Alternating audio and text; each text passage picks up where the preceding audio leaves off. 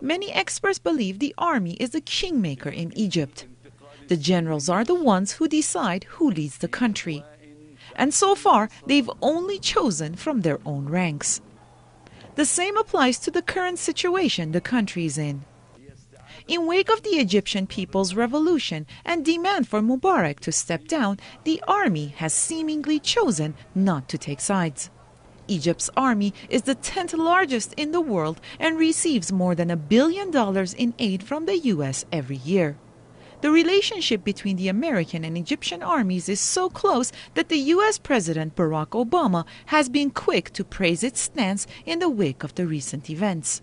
And I want to commend the Egyptian military for the professionalism and patriotism that it has shown thus far in allowing peaceful protests. While the army could have cleared the streets of anti-government protesters within minutes, it chose not to. But why? Many say the generals believe it's time for Mubarak to step down and have already chosen his successor. Another military figure, former Egyptian intelligence chief Omar Suleiman. A close and trusted ally of Mubarak, Suleiman shares many of the president's views on key issues. He's very well received in Washington, D.C. and by the Israeli government because he has been the person, the enforcer of certain things, security crackdowns on Muslim Brotherhood, the security crackdown against the Palestinians in Gaza. He is the engineer of that security and the barricading and putting the siege against the Gaza. Until recently, the name Omar Suleiman was not well known to the outside world. But those who have followed the American policy of rendition know Suleiman very well. He was the CIA's point man in Egypt for the covert program, which allowed for terror suspects to be secretly transferred to and from Egypt for interrogation, often under brutal circumstances. Of note is the case of Ibn al-Sheikh al-Libi, who was captured and handed over to Suleiman in 2001. The U.S. used the information al-Libi gave under torture as evidence of a connection between Saddam Hussein and al-Qaeda, which contributed to U.S.-led efforts to invade Iraq in 2003. The protesters in Egypt call Mubarak a dictator, a pharaoh who has no plans to relinquish power. Suleiman is no different than Mubarak. In fact, Omar Suleiman is more dangerous than Mubarak. The question remains that once Mubarak is gone, is there any guarantee that his successor will heed to the people's demands?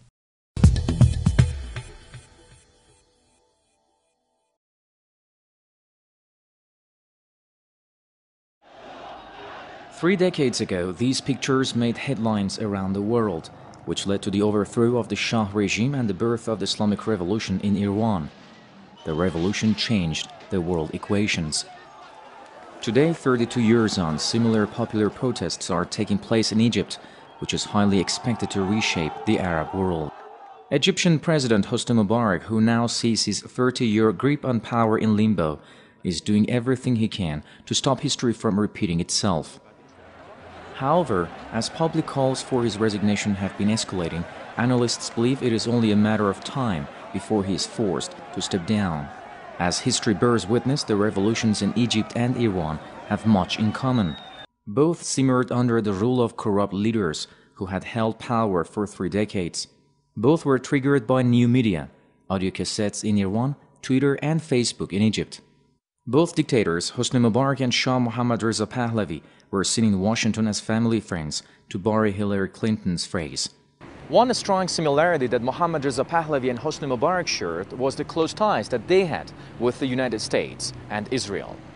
In the 1979 Iran Revolution, the U.S. support for the Shah, spearheaded by President Jimmy Carter, remained strong until the fall of the regime. But although the U.S. under President Obama has been supportive of Mubarak's regime at the beginning, it now seems that Washington is changing policy by urging Mubarak to resign. The U.S. has dropped support for Mubarak because it wants to pretend that it cares about the demands of the people of Egypt, so that in the future it will be able to install a new puppet government. Something that Westerners miscalculate in the region. They want to believe that in Tunisia and in Egypt, people do not look at religion for a source of inspiration. When we watched the events unfold in Cairo and in other cities, people were praying on the streets while they were confronting the police.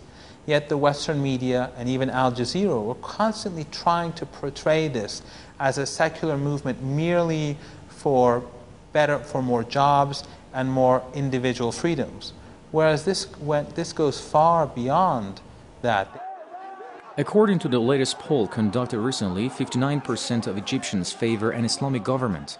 This is another point of similarity between the revolutions in Tehran and Cairo, except the fact that in the Iran Revolution, more than 98% of the population favor the Islamic Republic. Therefore, analysts believe the US will have problems to achieve its goal because the Muslim Brotherhood, which has a long history of fighting the anti-American policies of Hosni Mubarak, will not easily give up the fight. Salman Kujuri, Press TV, Tehran.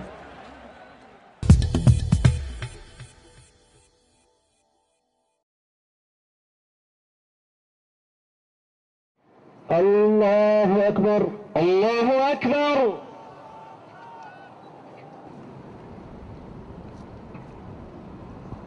الله أكبر الله أكبر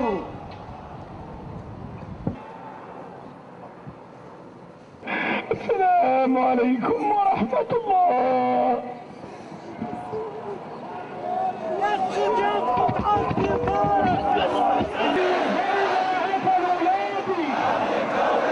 عن إخواننا المعتقلين كما نطالب فورا بإلغاء قانون الطوارئ. إن قانون الطوارئ علامة سوداء في تاريخنا. أوصيكم بالصبر والثبات، فهناك من يريد أن يزعزع عقيدتكم وأن تذهبوا إلى بيوتكم دون أن تأخذوا حقوقكم كاملة، ولكننا نطالب كما طالب عز وجل من فوق السماوات. أطالبكم بالثبات حتى النصر، أطالبكم بالصبر حتى النصر.